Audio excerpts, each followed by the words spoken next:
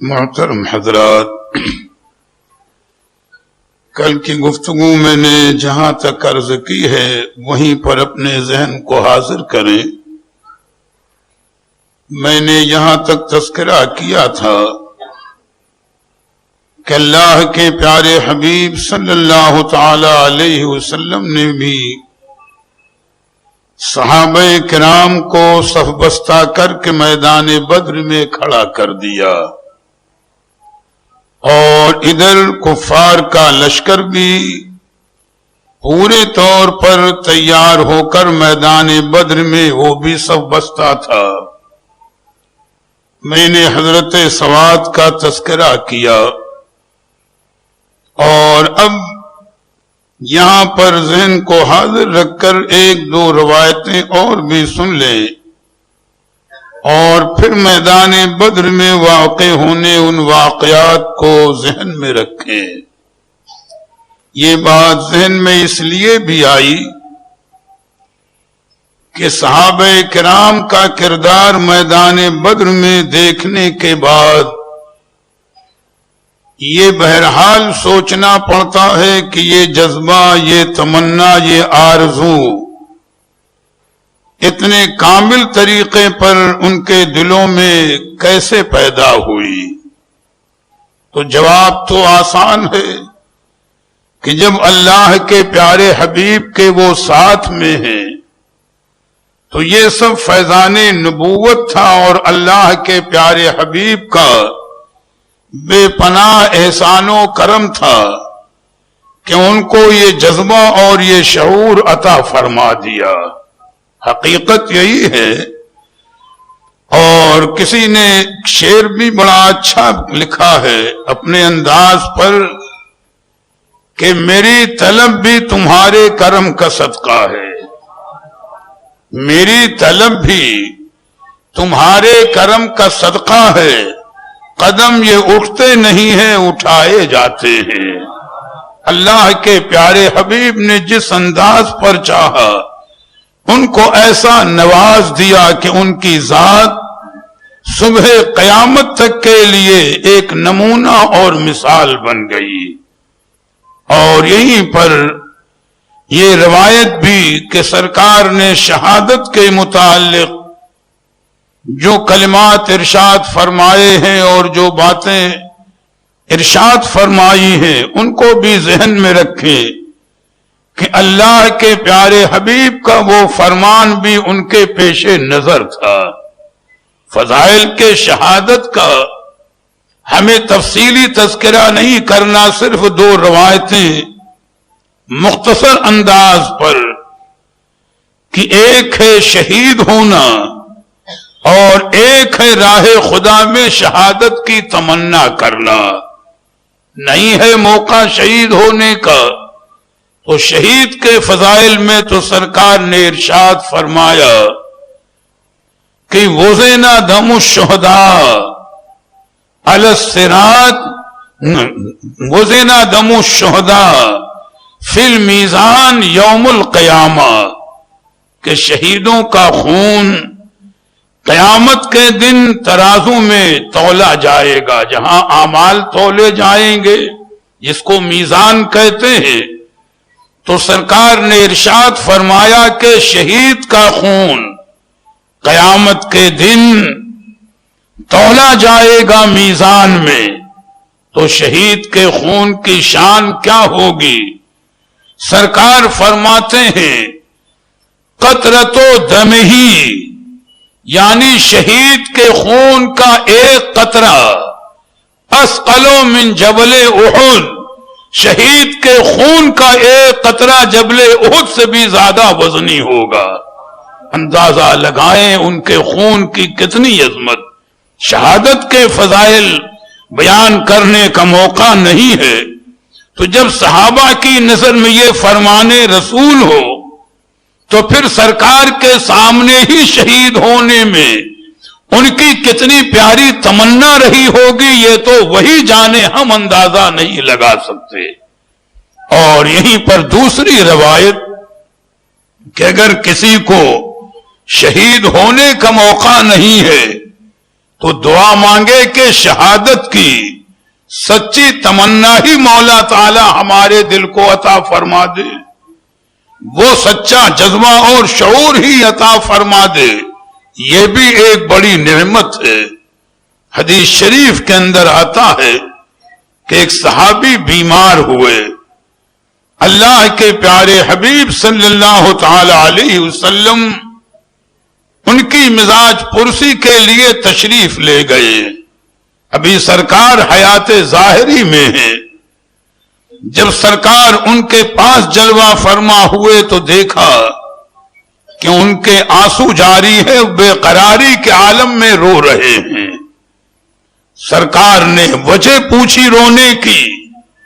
تو عرض کرتے ہیں یا رسول اللہ مجھے کوئی تکلیف نہیں ہے، بیماری ہے یہ بارگاہ رب سے ہے، مرض ہے یہ رب تعالیٰ کی مرضی ہے، میں مرض کی تکلیف اور شدت کی وجہ سے نہیں رو رہا ہوں، رونا اس پر آ رہا ہے کہ تمنا یہ تھی میری کہ کاش میدان جہاد ہوتا اور میں راہ خدا میں اپنے سر کو کٹا دیتا، تمنا یہ تھی، رونا اس پر آ رہا ہے کہ یہ آرزو پوری نہ ہو سکی، آج میں بستر پر بیمار ہوں اور موت کا استقبال کر رہا ہوں۔ سرکار کو ان کے یہ رونے کی ادا پسند آئی اور ان کے اس رونے پر سرکار نے انہیں بشارت دیتے ہوئے ارشاد فرمایا اجروں کا افضل و اعظم من الف شہید، یعنی اے میرے صحابی تم بے چین اور بے قرار نہ ہو، شہادت کی جس تمنا میں اتنے خلوص کے ساتھ تم بے قراری کے عالم میں رو رہے ہو، تمہاری یہ ادا اتنی محبوب ہے کہ اس ادا پر رب تعالی نے تمہیں 1000 شہیدوں سے زیادہ اجر و ثواب عطا فرما دیا۔ میاں شہادت بھی افضل ہے، شہادت کی تمنا ہو تو یہ بھی افضل ہے۔ یہ تو ضمناً فضائل پر بات آ گئی کہ جب ان صحابہ کے سامنے شہادت کا اور شہید کا یہ مقام جنہوں نے اللہ کے حبیب کی زبان پاک سے سن رکھا تھا، تو بتاؤ پھر ان کے جذبے کا عالم کیا رہا ہوگا، ان کے شعور کا عالم کیا رہا ہوگا، کتنا پاکیزہ ان کا جذبہ رہا ہوگا۔ اب ذہن کو یہیں پر لے آئیں، ادھر صحابہ کا لشکر ہے، اللہ کے پیارے حبیب اپنے عریشے میں جو میں نے ذکر کیا ہے تشریف فرما ہے، اور صحابہ میدان جنگ میں سب بستہ ہے، سامنے ہی کی بات ہے۔ علماء فرماتے ہیں کہ میاں یہ کفر و اسلام کا پہلا مارکا، حق و باطل کی یہ پہلی جنگ جو میدان بدر میں لڑی گئی ہے، اپنے ہر معاملے کے اعتبار سے نرالی ہے اور انوکھی ہے۔ جب دونوں لشکر آمنے سامنے ہوئے ہیں تو تاریخ بتاتی ہے، علماء ذکر کرتے ہیں کہ اگر اسلامی لشکر میں باپ ہے تو بیٹا کفار مکہ کے لشکر میں نظر آ رہا ہے، اگر کفار مکہ کے لشکر میں باپ ہے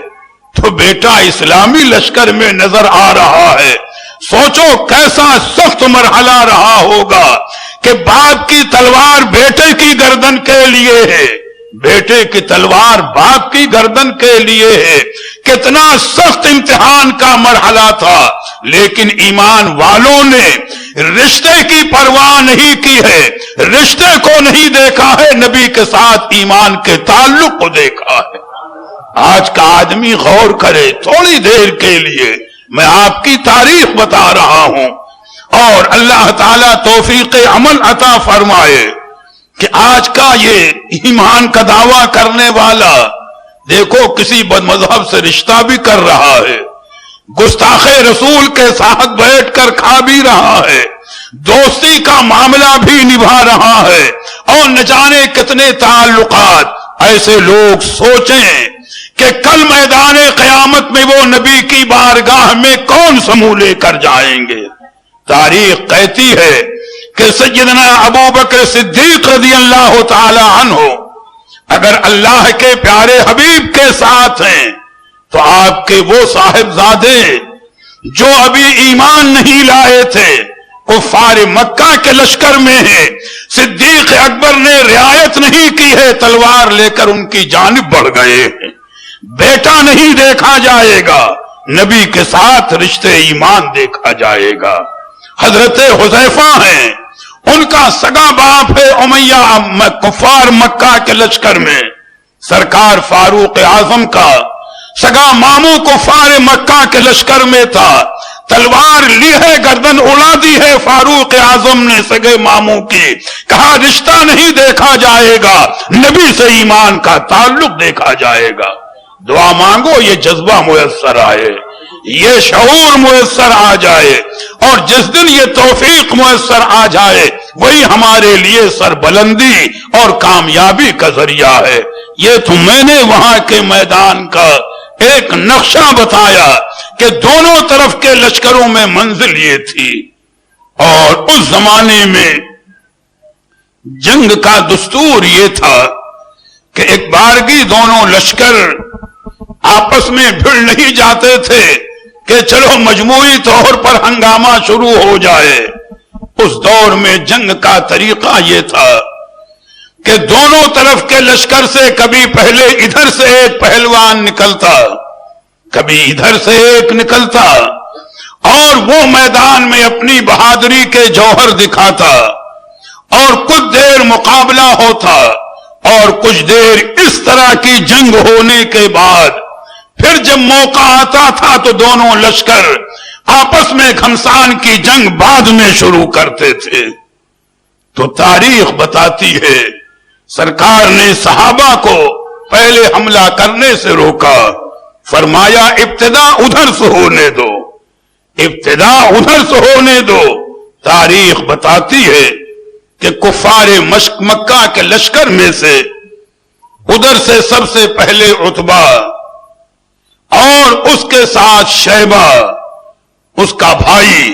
اور اس کا بیٹا ولید، یہ تینوں میدان میں آئے۔ یہ مکے کے رہنے والے تھے، بڑے سرداروں میں شمار ہوتے تھے اور اپنے آپ کو بہادر اور جری بھی سمجھتے تھے۔ یہاں پوری طرح لوہے میں ڈوبے ہوئے، سر پر لوہے کی ٹوپی لگی ہوئی، زرہ پہنے ہوئے، یعنی پورے ہتھیاروں سے لیس۔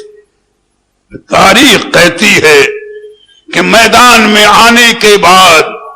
انہوں نے صحابہ کی طرف دیکھا اور چیلنج کیا، یا سرکار سے مخاطب ہوئے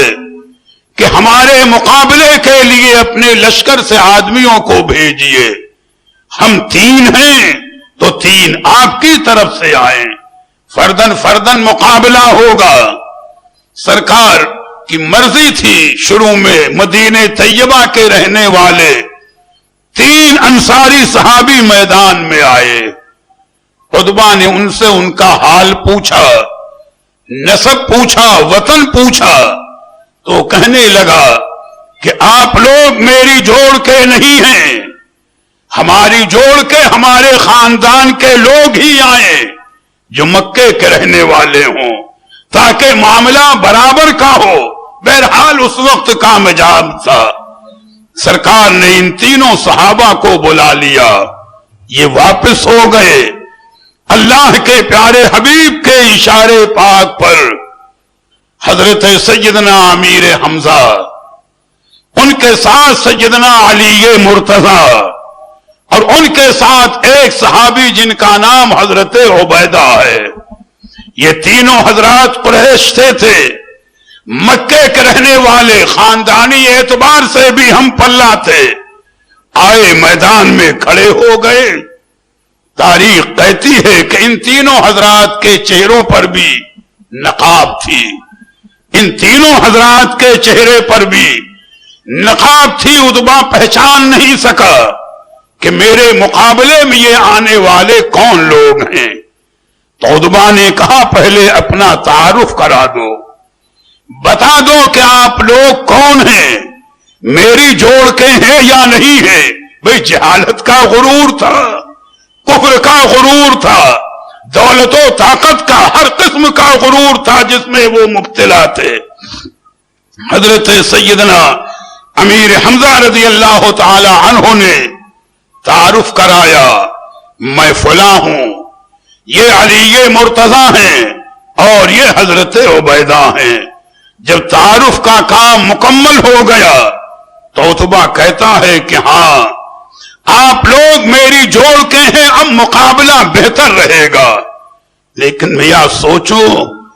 حضرت سیدنا امیر حمزہ رضی اللہ تعالی عنہ بھی شیر خدا ہیں، حضرت سیدنا علی مرتضیٰ رضی اللہ تعالی عنہ بھی شیر خدا ہیں، حضرت عبیدہ کی بھی وہی شان۔ تاریخ بتاتی ہے کہ جب مقابلے کی منزل آئی تو سیدنا امیر حمزہ رضی اللہ تعالی عنہ نے سب سے پہلے عتبہ پر جو وار کیا ہے کہ عتبہ کو سنبھلنے کا موقع نہیں مل سکا، میاں غیر کا وار نہیں تھا، اللہ کے حبیب کے چچا کا وار تھا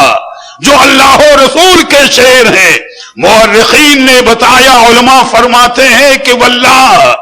سیدنا امیر حمزہ کی تلوار کی کاٹ اتنی صحیح تھی کہ جب عتبہ کے بیچ سر پر اسے مارا ہے تو خود کو اور پورے جسم کو وہ کاٹتی ہوئی جسم کو اس طرح دو حصے کرتی ہے کہ آدھا جسم ادھر گرتا ہے، آدھا جسم ادھر گرتا ہے۔ یا یہ سیدنا امیر حمزہ کا وار تھا۔ علماء نے تنصیف کا لفظ استعمال کیا ہے۔ تنصیف کا مطلب یہ ہوتا ہے کہ دو چیز کے ایسے ٹکڑے کیے جائیں آدھے آدھے کہ ذرہ برابر بھی فرق نہ ہو، تو کہتے ہیں علماء کرام کہ سیدنا امیر حمزہ کی تلوار نے ایسی تنصیف کی تھی کہ پورا جسم دو ٹکڑے ہو کر علیحدہ ہو گیا اور دنیا حیرت زدہ تھی۔ اور آپ کے ساتھ ساتھ حضرت سیدنا علی مرتضیٰ رضی اللہ تعالی عنہ نے بھی ولید پر حملہ کیا اور پہلے ہی حملے میں اس کے بھی جسم کے دو ٹکڑے کر دیے، سنبھلنے کا موقع نہیں دیا ہے سیدنا علی مرتضیٰ نے۔ ادھر حضرت عبیدہ کا مقابلہ شیبہ سے تھا، تلوار بازی ہو رہی تھی لیکن شیبہ نے ایسا وار کیا کہ آپ کی پنڈلی کٹ گئی اور زخم کاری لگ گیا۔ جب پنڈلی کٹ جاتی ہے تو سنبھلنا دشوار اور زخم کاری تھا، آپ زمین پر لیٹ گئے۔ قریب تھا کہ وہ آپ کے سر مبارک کو جدا کرتا کہ سیدنا علی مرتضیٰ آگے بڑھے اور ایک ہی وار میں اس کو بھی دو ٹکڑے کر دیا۔ اور پھر اب اس کے بعد کا یہ منظر دیکھو، میاں یہ چاہنے والوں کے واقعات ہیں، یہ عاشقان رسول کی داستانیں ہیں، ان کا مقام دیکھو۔ حضرت عبیدہ رضی اللہ تعالی عنہ کو سیدنا علی مرتضیٰ اور سیدنا امیر حمزہ رضی اللہ تعالی عنہما اٹھا کر کے اللہ کے پیارے حبیب کی بارگاہ میں لے آئے۔ زخم کاری لگ چکا تھا، حضرت عبیدہ کو یقین تھا کہ میری شہادت قریب ہے۔ بعض علماء نے ذکر کیا کہ سرکار جہاں پر کھڑے تھے وہیں حضرت عبیدہ کو لٹا دیا گیا۔ ہمت کر کے آپ تھوڑا سا کھسکے اور اپنے مبارک چہرے کو قدم ناز رسول پر رکھ دیا۔ یا سوچو کیسا منظر رہا ہوگا، کیسی کیفیت رہی ہوگی۔ اپنے مبارک چہرے کو قدم پاک رسول پر رکھ دیا اور کچھ باتیں عرض کرنے کے بعد بہت ہی بے قراری اور طلب کے ساتھ عرض کرتے ہیں، یا رسول اللہ الستو شہیدن، کیا مجھے شہادت کا درجہ نہ ملے گا؟ یعنی ذہن میں یہ بات تھی کہ اگر سر قلم ہو گیا ہوتا وہی میدان جہاد میں روح پرواز کر گئی ہوتی تب شہادت کا درجہ ملتا، اور یہاں تو مجھے اٹھا کر کے نبی کی بارگاہ میں لایا گیا ہے، سرکار کی بارگاہ میں۔ وصال جب ہو، روح جب پرواز کرے، کہیں ایسا نہ ہو کہ میں شہادت سے محروم رہ جاؤں۔ آپ نے جب بڑے ادب سے اور روتے ہوئے بے قراری کے عالم میں عرض کیا अलस्तो शहीदन, اے اللہ کے رسول کیا میں شہید نہیں کہلاؤں گا؟ کیا مجھے شہادت کا درجہ نہیں ملے گا؟ اللہ کے حبیب کا دریائے کرم جوش پر تھا، نگاہ رحمت اٹھی اور بڑے ہی جوش اور جذبے کے عالم میں اللہ کے حبیب فرماتے ہیں، اے عبیدہ غم نہ کرو، اشہد انکا شہیدن، تمہاری شہادت کی گواہی میں دے رہا ہوں، تمہیں شہادت کا درجہ ہے۔ میاں نبی جس کی شہادت کی گواہی دے دے پھر اس کے مقام کا بھلا کون اندازہ لگا سکتا ہے؟ سرکار بشارت دے رہے ہیں، اور کسی نے واقعی بڑی پیاری بات کہی ہے، اور اسی عالم میں غالباً حضرت عبیدہ کی روح پرواز کرتی ہے، تو کسی نے بڑا پیارا شعر کہا ہے کہ تیرے قدموں میں سر ہو اور تارے زندگی ٹوٹے، تیرے قدموں میں سر ہو اور تارے زندگی ٹوٹے، یہی انجام الفت ہے، یہی مرنے کا حاصل ہے۔ یا بدر کی تاریخ کو پڑھو، یہ عاشقان رسول ہیں جو سرکار پر اپنی جانوں کو قربان کر رہے ہیں، اپنی جانیں نچھاور کر رہے ہیں۔ اور اب پھر اس کے بعد مکے کے لوگوں کی طرف سے ایک دوسرا پہلوان پھر آیا، درود پاک پڑھ لے تو بات عرض کر دوں۔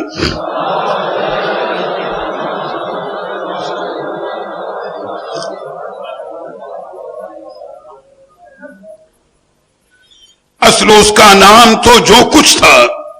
لیکن وہ اپنے آپ کو ابو کرش یا ابو کرش کہلاتا تھا، اور اپنے بہادر ہونے کا اسے دعویٰ تھا۔ اب وہ نکلا جب اس نے دیکھا کہ عتبہ مارا گیا، شیبہ مارا گیا، ولید مارا گیا، تو یقیناً جوش تو آئے گا، غصہ تو آئے گا کہ چل کر کے ہم کچھ بدلہ لے لیں اور کچھ انتقام اپنا اپنا پورا کر لیں۔ آ کر کے علماء فرماتے ہیں مورخین کہ وہ سر سے پیر تک لوہے میں ڈوبا ہوا تھا، یعنی لوہے کی ٹوپی سر کے اوپر، زرہ پہنے ہوئے، اور بھی جو اس طریقے میں بچاؤ کہ اس زمانے میں طریقے تھے کہ کسی طرف سے تلوار ہو تو کارگر نہ ہو وار کرے، نیزے کا وار ہو تو نہ کارگر ہو، تیر آئے تو نہ کارگر ہو، گھوڑے پر سوار اور میدان بدر میں آ کر کے آواز دے رہا ہے، حل من مبارز، کون ہے جو میرے مقابلے میں آئے؟ تاریخ بتاتی ہے کہ حضرت سیدنا زبیر رضی اللہ تعالی عنہ یہ میدان میں آئے، اور واللہ العظیم یہ نبی کا فیضان تھا، یہ نبی کا فیض روحانی تھا کہ ان کے بازوؤں میں اتنی قوت تھی، اتنی توانائی تھی کہ جیسے ہی حضرت زبیر رضی اللہ تعالی عنہ ابو کرش کے سامنے آئے، سنبھلنے کا موقع نہیں دیا، دور سے دیکھ کر بھاپ لیا تھا کہ زرہ پہنے ہوئے ہے، سینے پر وار ہو نہیں سکتا، بازوؤں پر وار ہو نہیں سکتا، لوہے کی ٹوپی لگا رکھی ہے، سر پر وار ہو نہیں سکتا، صرف دونوں آنکھیں اس کی کھلی تھی دیکھنے کے لیے۔ تاریخ کہتی ہے کہ واللہ ابو کرش بھی ہتھیار سنبھال رہا تھا، حضرت زبیر نے اس کی آنکھ میں ایسا نیزہ مارا کہ اس کی آنکھ کے اندر نیزہ پیوست ہو گیا اور وہ گھوڑے سے نیچے گر جاتا، اور جب گھوڑے سے نیچے گرتا ہے آپ نیزے کو نکالنا چاہتے ہیں تو میاں اتنی شدید مار تھی نیزے کی کہ نیزے کی انی اس کی آنکھ میں اتنی طرح پیوست ہو گئی کہ جب آپ نے اس کی لاش پر پیر رکھا ہے اور کھینچا ہے تب وہ نیزے کی انی باہر نکلی ہے اور ٹیڑھی ہو گئی تھی۔ اور پھر حضرت زبیر کی اس ادا کی نبی کی بارگاہ میں اتنی قدر ہوئی کہ اتنے بڑے جابر کو، اتنے بڑے ظالم اور شریر کو ایک ہی وار میں موت کے گھاٹ اتار دیا۔ اللہ کے حبیب نے ارشاد فرمایا، اے زبیر اپنا وہ نیزہ مجھے دے دو بطور یادگار کہ میرے پاس رہے گا، کہ جتنے اتنے بڑے سرکش کافر کا فیصلہ کیا ہے سرکار نے اس نیزے کو اپنے پاس رکھا، اور علماء فرماتے ہیں کہ چاروں خلفائے کرام کے پاس بھی یکے بعد دیگرے وہ نیزہ بطور یادگار کے رہا ہے۔ یا کبھی اپنی تاریخ تو پڑھی ہوتی، اپنے بزرگوں کے حالات تو پڑھے ہوتے، لیکن میاں جو قوم سڑکوں پر ناچتی گاتی پھرے، آج وہ ایک کردار کہاں سے پائے گی؟ دعا اس کردار کو مانگو تاکہ وہ عزت و آبرو میسر آ جائے۔ اور آخری طور پر اس وقت کی گفتگو کا ایک پہلو مزید عرض کر دوں۔ ایک صحابیہ ہیں جن کا نام ہے حضرت افرا رضی اللہ تعالی عنہ، بڑے مرتبے کی صحابیہ ہیں۔ اللہ تعالی ہمارے گھروں میں ہماری مسلمان ماں بہنوں کو، مسلمان عورتوں کو ان کے جذبہ کامل کی بھیک عطا فرما دے، صدقہ عطا فرما دے کہ جس دن یہ جذبہ پیدا ہو جائے وہی دن ان کی کامیابی ہماری کامیابی کا ہے۔ حضرت افرا رضی اللہ تعالی عنہ معمولی صحابیہ نہیں ہیں۔ ان کے متعلق علماء سیر بیان کرتے ہیں کہ جب اللہ کے پیارے حبیب مکہ مکرمہ میں تھے، اسلام کا ابتدائی دور تھا اور سرکار اسلام کی تبلیغ فرما رہے تھے، تو مدینہ طیبہ کے رہنے والے جو 8 مسلمان سب سے پہلے مدینہ شریف جا کر جنہوں نے کلمہ پڑھا ہے، ایمان لائے ہیں، انہی میں ایک حضرت افرا بھی ہیں۔ سوچو کس مرتبے کی صحابیاں ہیں، کیسا مقام ہے کہ مدینہ طیبہ کے یہ 8 لوگ جو کلمہ پڑھنے کے لیے مکہ مکرمہ گئے تھے، اس ماحول میں تو جہاں پر 7 مرد تھے وہیں یہ 8ویں عورت تھی۔ کیسا جذبہ! علماء فرماتے ہیں کہ رب تعالیٰ نے آپ کو 7 بیٹے عطا فرمائے تھے۔ حضرت افرا رضی اللہ تعالی عنہ کو اللہ تعالیٰ نے 7 بیٹے عطا فرمائے تھے، اور تاریخ کا یہ عجیب موڑ ہے۔ میاں آج کا دور ہو تو ہم نہیں کہہ سکتے، لیکن جب مجاہدین مدینہ طیبہ سے میدان بدر کے لیے چلے ہیں تو حضرت افرا نے اپنے 7 بیٹوں کو بھیجا ہے، ایک کو بھی نہیں روکا۔ بھئی ہو سکتا تھا ایک کو روک لیتی، 2 کو روک لیتی کہ میدان بدر میں کیا ہو، لیکن زبان حال سے ان کا جواب یہی تھا کہ افرا کی جان ہو تو نبی کے لیے ہے، اور افرا کے بیٹے ہیں تو نبی کے لیے ہیں۔ ہو نہیں سکتا کہ میرے آقا و مولا میدان بدر میں تلواروں کی سائے میں ہو اور ہمارے بیٹے آرام کریں، نہیں ہو سکتا۔ اگر یہ بیٹے نبی پر فدا ہو جائے تو ہی میرے لیے حاصل نجات ہے۔ میاں اس جذبے کی دعا مانگو، اس شعور کی دعا مانگو۔ انہی کے بیٹوں میں سے ایک بیٹے غالب جن کا نام حضرت عوف ہے، شاید یہ بڑے بیٹے ہیں۔ میدان بدر میں 7 بھائی ساتھ میں ہیں۔ حضرت عوف نے زرہ پہن رکھی ہے اور جنگ اب شروع ہو گئی۔ ابو کرش کے مارے جانے کے بعد اب اکیلے والا مقابلہ ختم ہو گیا۔ اب دونوں طرف کے لشکر ایک دوسرے سے گد گئے تھے، اور جہاں پر معاملہ تھا مقابلہ ہو رہا تھا، حضرت عوف رضی اللہ تعالی عنہ اللہ کے پیارے حبیب کی بارگاہ میں آئے۔ میاں شمع نبوت کے پروانوں کی ادائیں جدا گانا ہے، ان کے طریقے جدا گانا ہے، معاملات جدا گانا۔ آئے سرکار کی بارگاہ میں، یا رسول اللہ ہمیں یہ خبر دے دیں کہ کون سا عمل ہے کہ اس کے کرنے سے اللہ تعالیٰ بہت خوش ہوتا ہے۔ دیکھو سوال میدان جہاد میں ہے، سوال میدان بدر میں ہے۔ بھئی سرکار یہ بھی فرما دیتے نماز پڑھنے سے، روزہ رکھنے سے یقیناً کوئی بھی نیکی ہو اللہ تعالیٰ بندوں کی نیکی سے خوش ہوتا ہے، لیکن صورتحال کے پیش نظر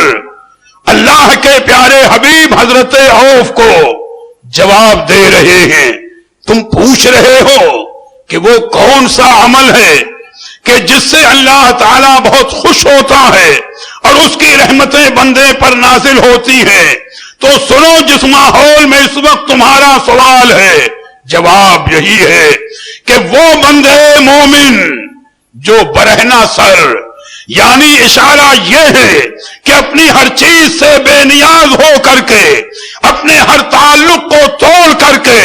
دین کے دشمنوں کی صف میں گھس جائے، اللہ کا نام بلند کرنے کے لیے، اور اللہ کا نام بلند کرنے میں چاہے سر کٹانا پڑے سر کٹا دے، اس سے بڑھ کر کوئی عمل نہیں ہو سکتا۔ بس سرکار فرما رہے ہیں، سرکار نے تعلیم دی، بس اللہ کے پیارے حبیب کا اتنا ارشاد فرمانا تھا کہ اللہ رے جذبے شہادت کی تمنا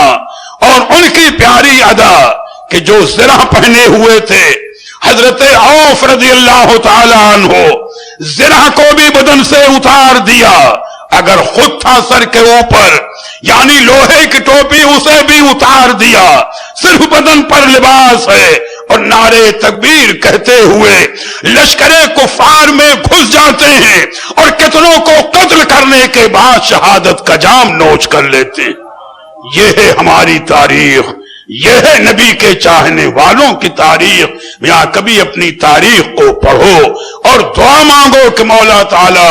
آپ کو اور ہمیں، ہر نوجوان کو، ہر بوڑھے کو، ہر مرد و عورت کو ہمارے اسلاف کے نقش قدم پر چلنے کی توفیق عطا فرمائے۔ انشاءاللہ کل کوشش کروں گا کہ میں مضمون کی تکمیل کر دوں۔